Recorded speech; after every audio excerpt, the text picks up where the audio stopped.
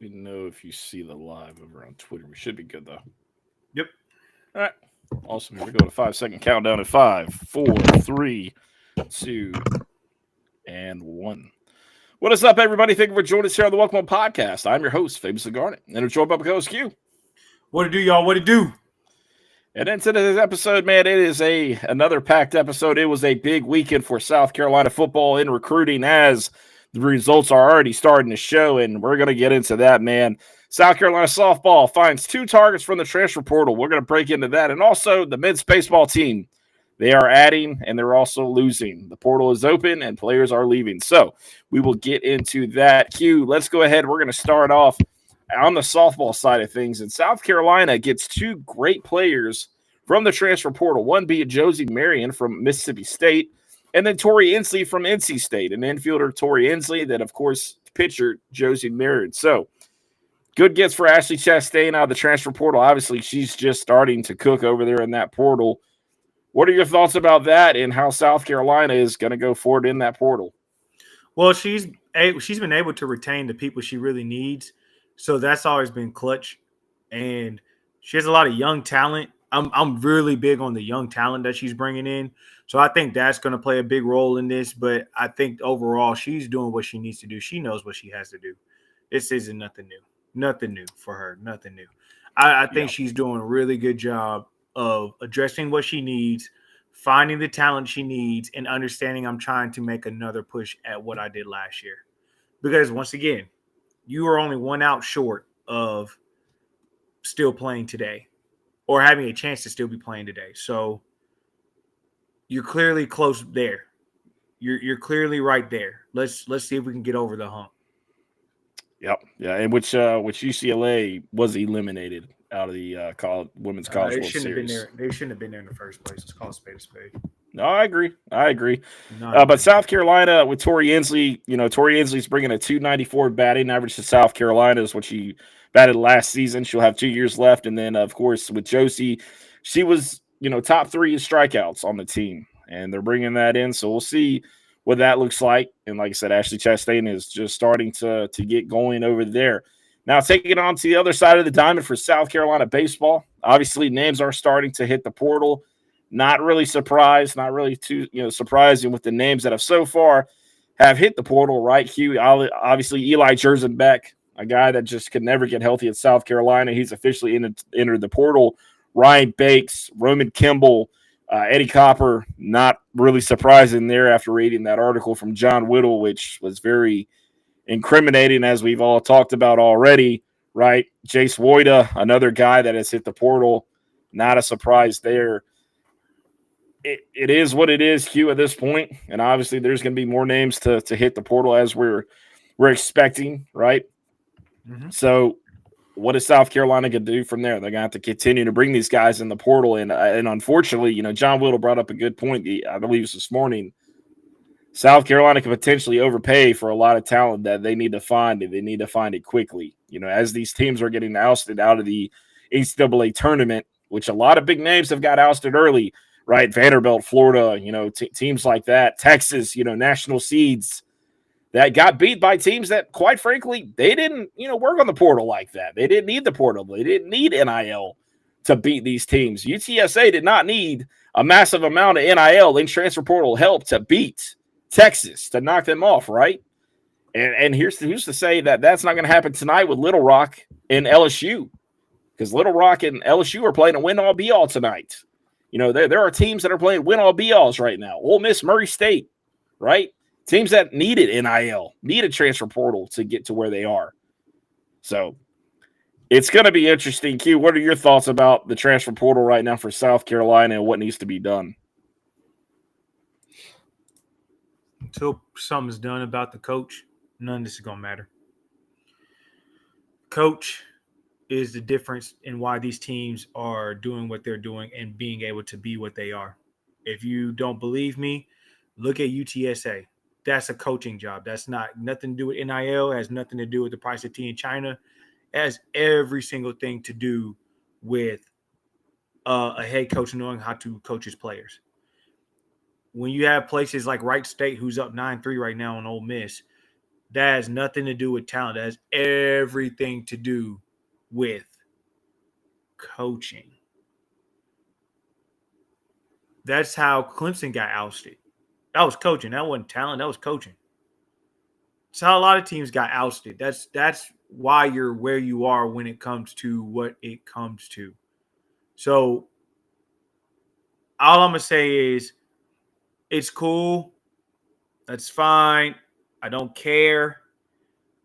I want to know what is going to be done about what this coach did this last season. I need to know what ways are you preventing last season's toxic situation from happening again. I don't care how many people you bring into this portal. I don't care how many people you do anything with. I want to know how you're going to change the culture of that locker room and change the culture of Gamecock baseball with the coach you have there currently. That's my issue. That's my concern. Until that's addressed, we could bring in Barry Bonds, Chipper Jones. We can bring everybody in, but that does not change the fact of what this culture is. And that's where I'm having an issue at. Yeah, and obviously fans are going to agree. I mean, myself as well. I mean, it's a problem that we saw, period, right? The culture. And we, like I said, good authority from people that we know that we talk to. And we're not the only ones. Like I said, it's not a witch hunt against Paul Maneri and Terry Rooney and, the rest of the coaching staff, right? Or where there's smoke, there's fire. There's always that. I mean, there's so many things around it. And it brings up a valid point. What is South Carolina going to do? What are they going to do? So I'm concerned, of course, as everybody should be, right? I'm not saying that this team is going to do a whole 180 and flip next year and go to the regionals or anything like that. But Q, as you just said, I mean, it's got to come from deeper.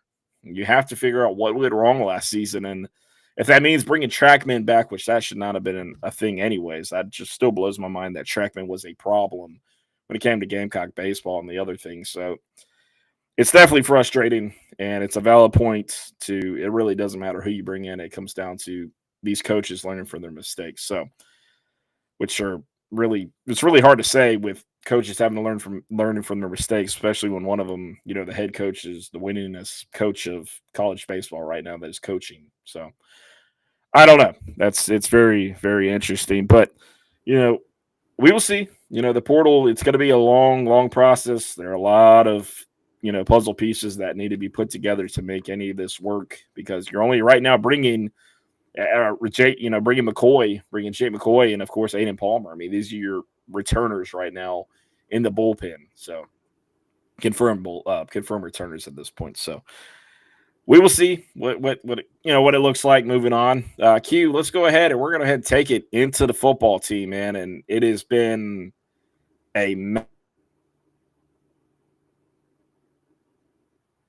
You muted yourself. I don't know what happened there. So, Q, we'll go ahead and take it to football. I don't know. The computer likes to be funny. So let's take it to football. And what a weekend it was. Like I said, results are already showing up, Q, and things are getting very interesting really quickly. And not for nothing, there is another big weekend ahead for Gamecock football with OVs. And we'll talk more about that Thursday. But Q, let's start right off the bat from this weekend and talk about these visits that were happening for South Carolina and all these guys in town. You had a bunch of 4 stars, some 3 stars involved, a 5-star, right? A 5-star involved. It was a big weekend. And, a lot of people are concerned about one of them being Adams not staying the whole time. Well, he had a camp that he had to go to a showcase the next day on Sunday, which apparently there was a lot of headache involved, delayed flights, things of that nature to get there. But he did. However, South Carolina did make an impact. South Carolina made an impact on all these guys. Q, we're going to go ahead and start off with 5-star edge Carter Meadows out of the DMV. And obviously he had a great visit. Not surprised. Dylan Stewart, Desmond Umeazula have been doing the work there, right? Mm-hmm. And Q, you said it, right? Michigan was one of those big players at one point for Carter. They put a lot of time and investment in him. That's for sure. They did. For sure. However, as you've stated before, recruiting can change at an instance. And now it seems like it may be a two-headed race going down the rest of the way. Obviously, recruiting is a marathon. It's not a race, and we've got a ways to go. But right now, Q, the way things stand, intel that came in tonight about 30 minutes ago at this point, it's the South Carolina and Ohio State race at this point. That's what it's going to come down to. And Carter Meadows, that official visit that he just had at South Carolina, it's making him think. It's making him think about a lot of things. But it can't be said enough, the work that Sterling Lucas has done. The work that Dylan Stewart, Desmond Umeozulu, guys like that have done during this visit process, during the recruiting process. And the Stars were in Columbia. And this staff made him feel like he was family. Made him feel like it was family. But there are two things that it's going to come down to for Carter Meadows for his recruitment. There's a chance that this goes to National Signing Day. I'm not saying it's going to, but there's a chance that it does. But Meadows is looking at a couple things. One of them, how South Carolina does this season with that defensive line. Was it just a Kyle Kennard, Dylan Stewart thing, or was it more, right? He's looking at that. And number two, he wants to see NFL draft-wise what happens, right? He wants to see draft-wise what the outlooks, that kind of thing looks like for South Carolina and Ohio State. But right now, it's a close race. It's a close race. But Q, at this very second, at this moment, on Monday night, Ohio State has a small lead. Very small lead. If it comes down to that, we're in a better space because Ohio State really hasn't done much when it comes to defensive line recently. They're struggling over there with recruiting when it comes to defensive line. They'll tell you that. I'm intrigued because Michigan has put a lot into this. I'm very, very, very intrigued because Michigan has put a lot into this. But when I say a lot, like, ladies and gentlemen, they put a lot into this. They felt very strong. I think it's Penn State, Michigan, Ohio State, and us. Penn State's running fourth right now. I think Michigan will jump back in this strictly on the means of they get the last visit. If I'm not mistaken, they get the last one. I think it goes to Penn State next week or Ohio State. I think it goes Penn State next week. I think Ohio State's the week after that, and then it's the last week will definitely be Michigan unless he changes. If he changes, then I'll be more alarmed. This is one of those I really didn't want him to be us to be the first ones, but I know we had to get fit in somewhere, so we kind of got short end of the stick with that one. But as I told you guys before, it genuinely, like, if we're keeping it $150, what this is going to look like in the long run, it's going to come down to, does he want to play with Dylan? That's kind of where we're at right now. That's like I would put it like this. I would put it like this. So right now, Carter Meadows is supposed to visit Penn State June 13th, and then June 20th is supposed to be Ohio State or Michigan, one of the two. It's got both of them right now on 247 for whatever reason. But, Larry Johnson is not Sterling Lucas, right? We've seen Sterling Lucas put him in a body bag. Let's call it how it is, and that's not about to end. I mean, from the things that are happening right now, South Carolina is about to find some more recruits that Ohio State, quite frankly, wanted. So, it's an interesting battle for sure. But at this point, with it being such a tight race, I mean, I like South Carolina's chances again. I'm not confident to say that South Carolina is going to land him at this point. Let's put it that way. I think they can. I definitely think they can. But from Dylan Stewart, Nick Harbor's kind of recruitment, that same kind of thing, I don't feel confident enough to put it in for him yet to say that that's, where he's going to go. But hearing this tonight, hearing that, Ohio State is a small, very small edge right now on that, it's interesting. It's definitely interesting. But yeah, like I said, recruiting is a marathon, and South Carolina's done just a fantastic job getting into that DMV, man. I mean, it's a pipeline of dreams. Let's call it how it is. I mean, it is a pipeline of dreams that Sterling Lucas has created, but we'll see, right? I think it also depends on when he wants to commit. I think commitment is also a big ordeal. And if he's committing soon, I'm intrigued to see how that plays out. If it's a marathon, does he get more visits down here? What games is he coming to? Because the thing with Dylan was people wanted to extend it out. That was something that everybody wanted to extend out. They did not want that August 1st commitment that Dylan Stewart ended up doing. That's right. But a lot of these guys want to get this done before that high school because they do want to get that last ring before a lot of them end up early enrolling or whatever the case may be. So, I mean, I'm intrigued by that. I have to see. They put out all the stops. I will say that. A lot of stops were put out for this. If this goes on into the season, does he make it down for a game? That's where I start asking the questions. Closest game to him, Penn State. Closest SEC school, South Carolina. I mean, the rubber's got to meet the road at some point. If he wants to see what Dylan Stewart's able to do up close, he's going to come to a game. Absolutely. Does he make it to Atlanta? Nice airport to come to. Easy can get to and from where he needs to go. Does he make that appearance? A lot of questions have to be asked. And a lot of questions will be answered. This is a marathon. I will admit that. This is not a sprint. This is 100% a marathon. I don't disagree with anyone on that. I don't disagree with you at all. I will, however, state this, and I mean this with my entire being. This thing is going to come down to what does he want? What does he want? What does he want at the end of the day? What does he want? And when we figure that part out, if he wants to play 1 year with Dylan, we got a strong chance. We do. And he knows that's there. He knows no matter what, Dylan's going to the league. So he's going to have a chance to play alongside somebody and see if he can put up the stats he wants to put up his freshman year. And I would say this too, Q. I think the defensive line class for South Carolina is going to be established a lot earlier than a lot of other teams out there, via Ohio State, right? Look at South Carolina, Julian Walker, right, out of Dutch Fork, a guy that, quite frankly, South Carolina obviously is the favorite for, right? There's no question about it.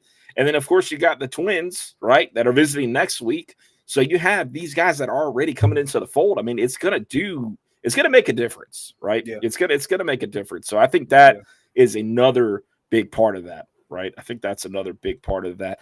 Keep it on the defensive side of the ball. There's a lot to talk about, but obviously, a guy from Birmingham, Alabama was in town.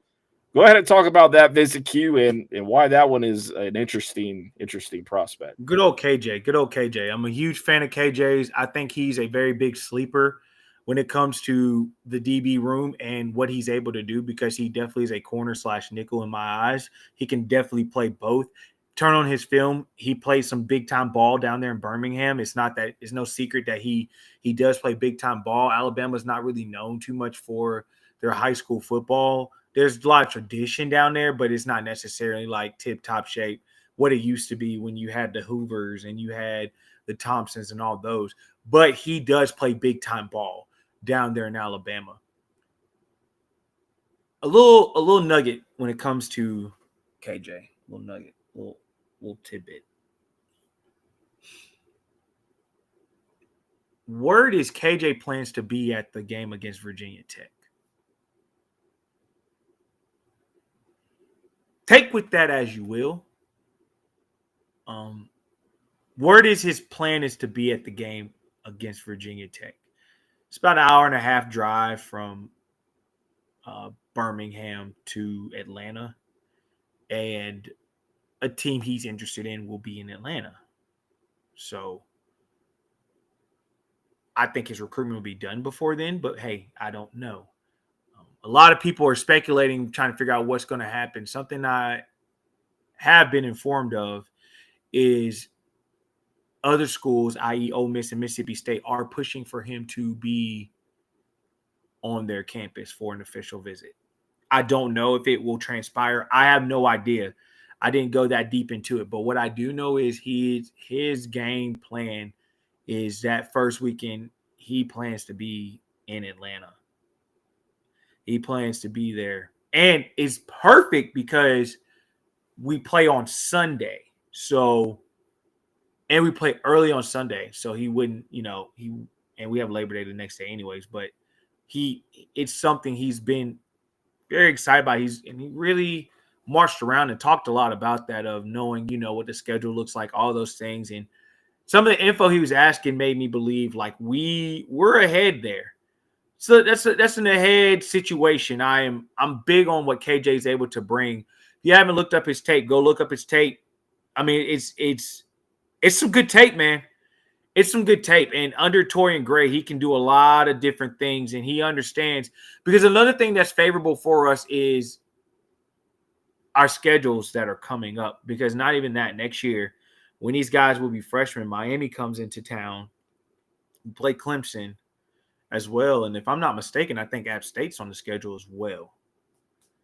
And we also will be rotating to where I think Tennessee will be on the schedule, along with an Auburn on the schedule, and teams we just have not been playing, a Florida.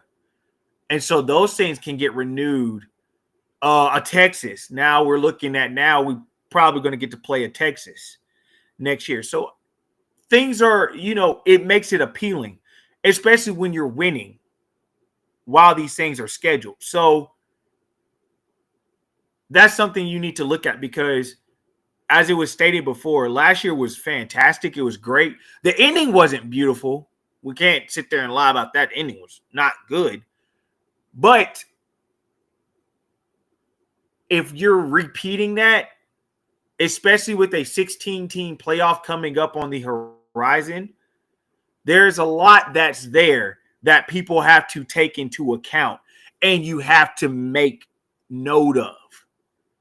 And so that's why I say KJ is huge, and I think that intel was important for fans to know. Because if you're already making plans like that, well, Yeah.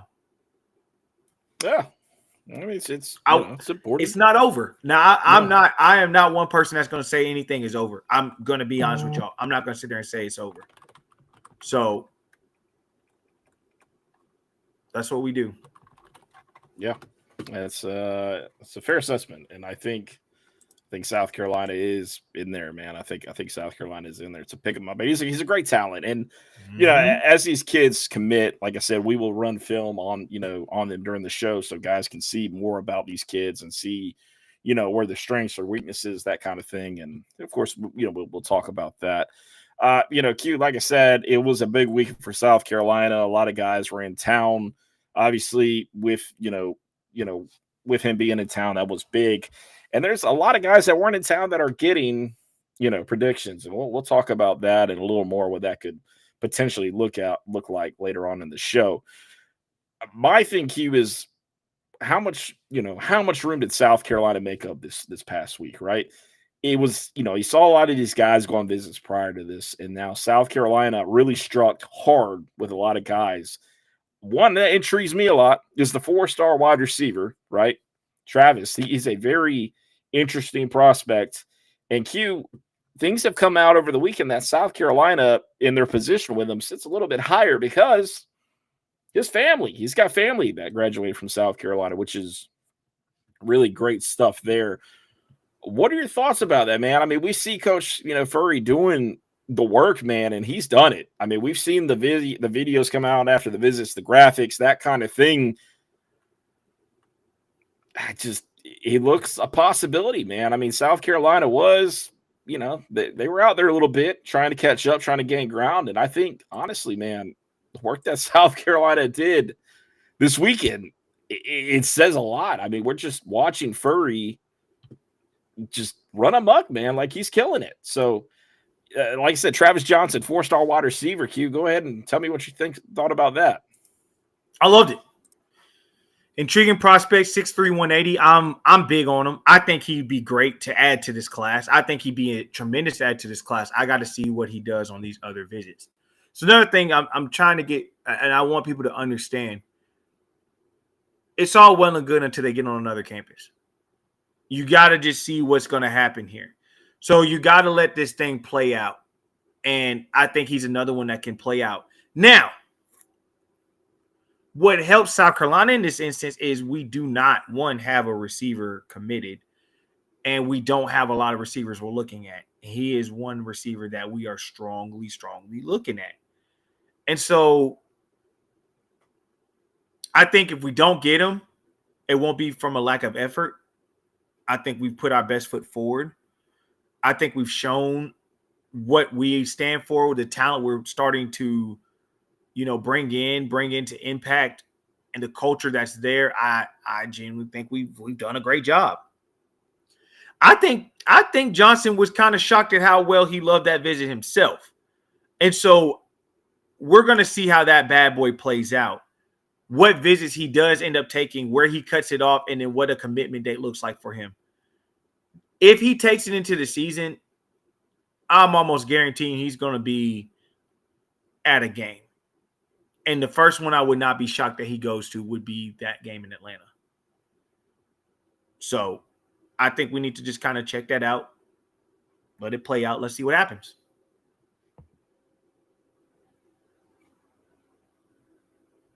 You're muted.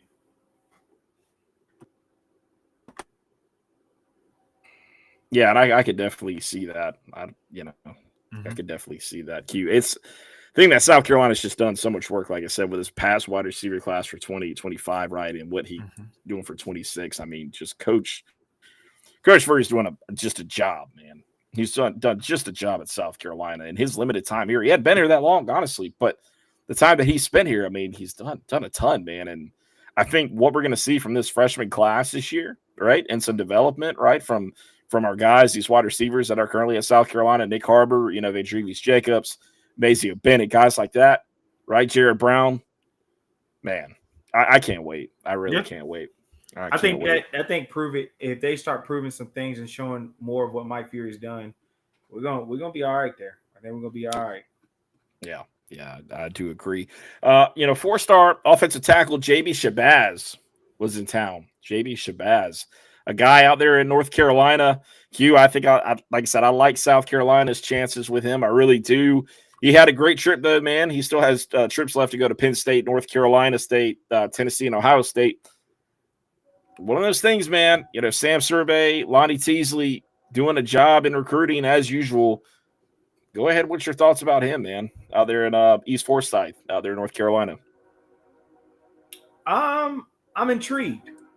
I'm truly intrigued with him. I'm genuinely intrigued with where do we stand with him? What does that look like when we get to the nitty-gritty of what's going on? I'm intrigued to see if we're going to be able to get him. Do I think right now, I think we lead. After this weekend, I do think we lead. But how hard is Penn State, Ohio State going to be pushing? I'm not really worried about North Carolina State because I do firmly believe Dave Dorian is on his last leg. He won't have a good season. It's going to take him smooth out of here. So I'm not really worried about a North Carolina State in a lot of instances currently. I'm intrigued to see how this one plays out. Tennessee's another one I'm kind of intrigued with because they do pretty well in North Carolina. So, and they're in need of offensive linemen. And I just think with him in Zion, that would be a good tandem. That's two tackles that with Josiah going to the league probably after next year, you can slide some guys that got that size and athleticism in there, and it makes a world of difference. I think we both can agree to that. So I'm intrigued to see what we're going to do when it comes to that and how that takes shape. So, man, I'm intrigued. Call me intrigued with that. I like JB's recruitment. I think our biggest hurdle we have to get over is at Tennessee one, I believe. Yeah, I can see that. I can definitely see that. Well, Hugh, there's a couple more guys on these OVs that we're going to talk about. Let's take a break real quick and get a word in from our sponsors.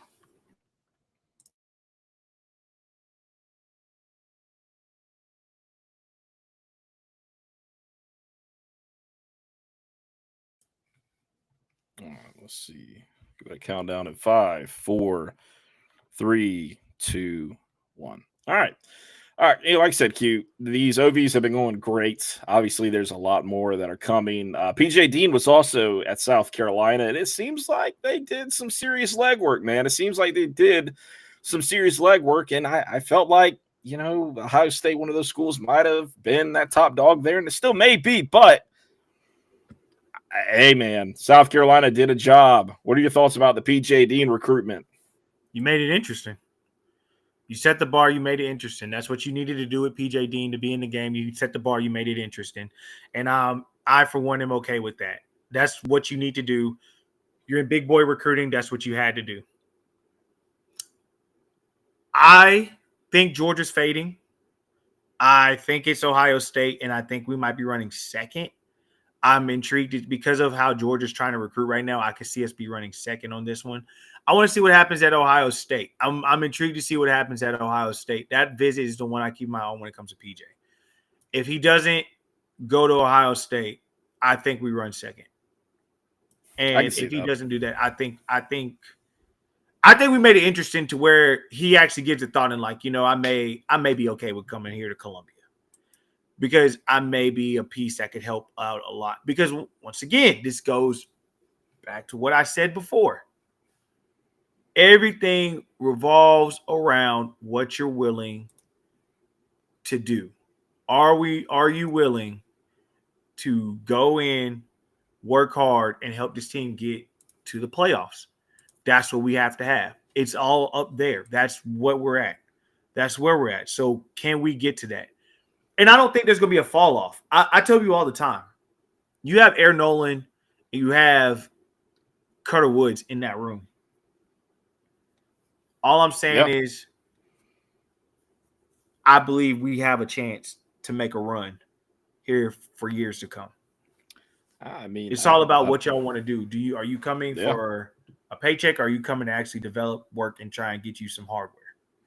This is true. And you can come and get that paycheck, but guess what? I mean, you may end up, like I said, some other people out there going to the portal and finding out that grass ain't greener, and next thing you know, you're not drafted, and you're on a practice squad somewhere. And if you get on the practice squad, you may end up in Canada for all I know. I'm just saying, and that has happened.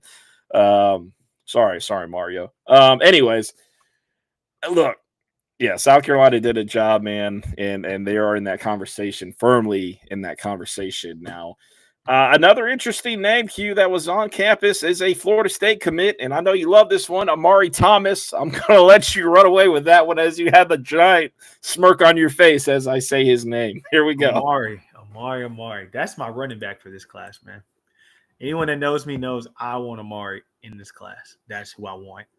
I think Amari has a skill set that's going to take you to the next level. He will pair well with Fuller and Howe. He is extremely well with Fuller and Howe. I have to get him on campus. I believe he is next up when it comes to getting a high school running back that's going to make things happen. We need another guy that I feel is going to do what needs to be done, and Thomas is that guy. I think that Florida State one is going to be intriguing. I know Kansas State, I know Kentucky are on there. I'm not really worried about either one. Kentucky has some battles they need to fight. They got some demons they got to fight. Because when I found out over $20 million to spend on their basketball team, and they're not even doing that for their football team, they got some demons they got to fight over there. So I'm not really worried about Kentucky. Kansas State, that would have to be an acquired taste for him. He feels like going that far out. Can Florida State hang on to him? And I think Florida State season plays a role in this too.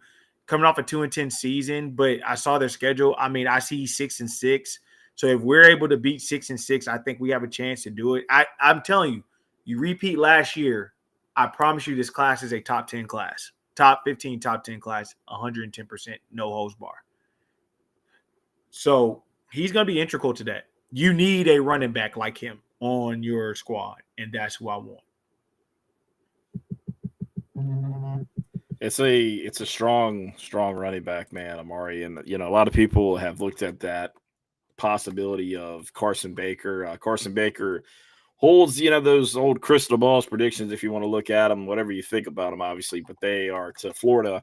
We'll see what happens with that. We'll see what happens.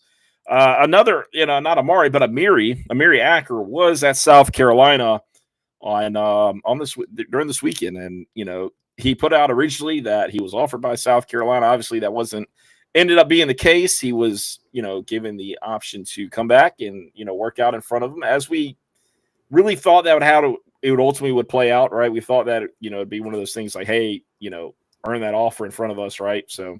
Mm-hmm.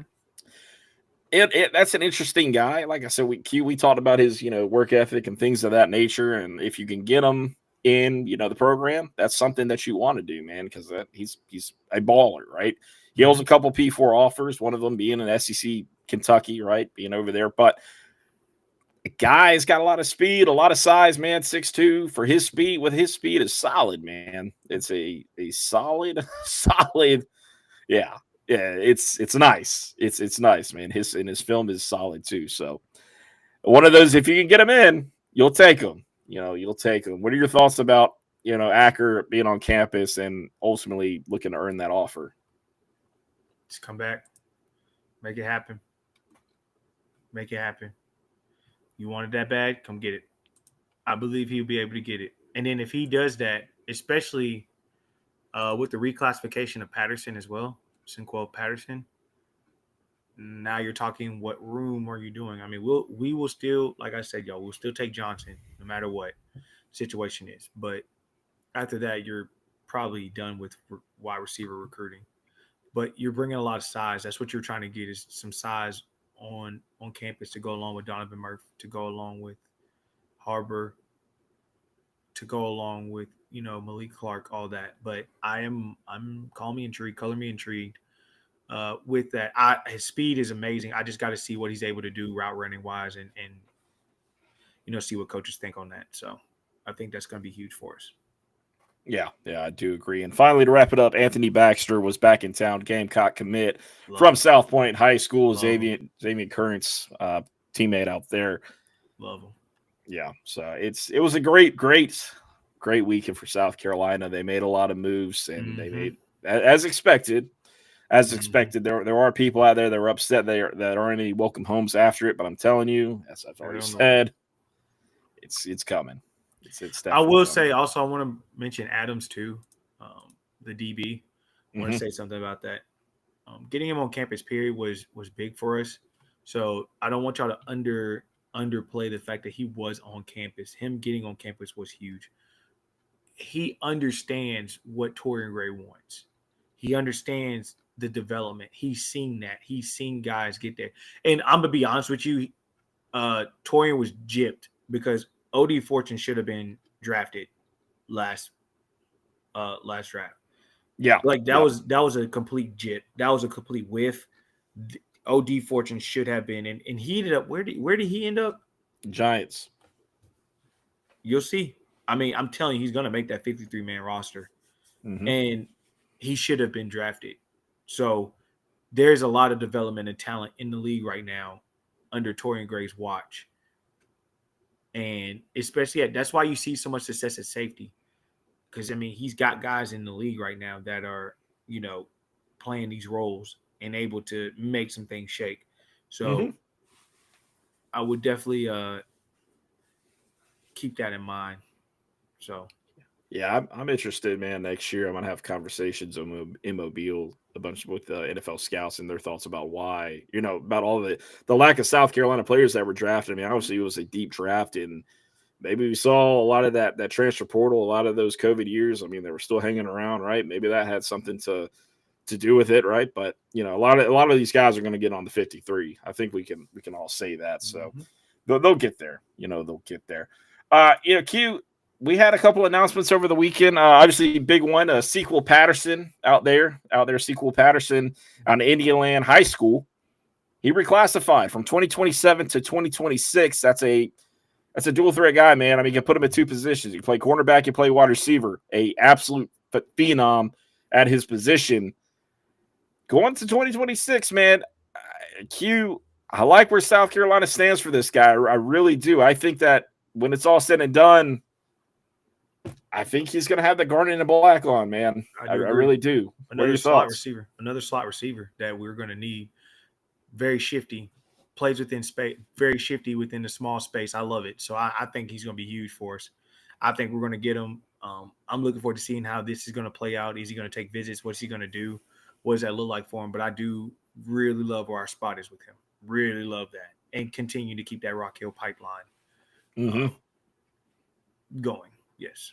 Absolutely. I mean, you get a Rock Hill pipeline. You said it. I mean, that upstate, it's so big next for 27 and in the future, man. Obviously, Joshua Dobson, we've talked about that. And my goodness, I mean, he's phenomenal.